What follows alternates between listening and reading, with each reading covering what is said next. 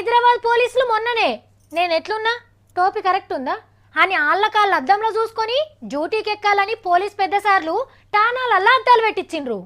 లఫంగా పనులు చేయొద్దు, డిపార్ట్మెంట్ పరువు తీయొద్దని షిల్కకు చెప్పినట్టే చెప్తుండ్రు. మరి గీతాలు తక్కువ ఉండే పట్టుకనే జనం దగ్గర ఆసులు చేస్తుండ్రని జీతాలు కూడా పెంచిండ్రు. అయినా కూడా గిసుంటోళ్ళ బుద్ధులు మారతలేవు. పోలీసు వాళ్ళంటే జనంలో ఉన్న ఇల్వను ఇంకింత పెంచి యాక్ట్ అనేటట్టే చేస్తున్నారు. ఈ నడుమ పట్నంలో గొలుసు దొంగలు మోపైండ్రు కదా, వాళ్ళు పల్సర్ బండ్ల మీద వస్తారు, మూతులకు బట్టలు కట్టుకుంటారు, బక్క పల్సగుంటారని గుర్తులు చేస్తారు పోలీసోళ్ళు. లత్కొరగాన్లను దొరకబడతందుకు ఖతర్నాక్ పోలీసులకు ట్రైనింగ్ కూడా ఇస్తుండ్రు. రోడ్ల మీద గస్తీ తిరుగుమని బందోబస్తు బండ్లు కూడా ఇచ్చిండ్రు. కానీ అస్సలు దొంగలు పోలీసోళ్ళ దాంట్లోనే ఉన్నారు.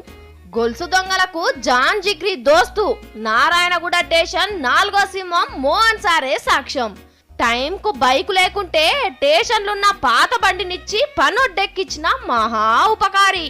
నారువోసినోడు నీరు పోయడా అన్నట్టు బండిచ్చినోడు పెట్రోల్ కూడా ఓపిచ్చే ఉంటాడు.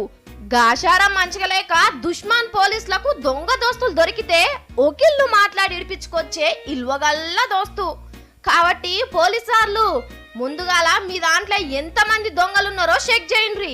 మీరిచ్చిన బండ్ల మీద పోలీసోళ్ళే తిరుగుతుండ్రా లేకుంటే దొంగలెక్కి తిరుగుతుండ్రా అది కూడా తెలుసుకోండి. బండ్ల మీద వచ్చి ఆడోళ్ళ పుస్తెల్తాళ్ళు తెంపుతుండ్రని తుట కాల్చారు గిట్లా, వాళ్ళు మీ వాళ్ళు కూడా కావచ్చు అని సలహా ఇస్తున్నారు గొలుసులు పోగొట్టుకున్న ఆడోళ్ళు.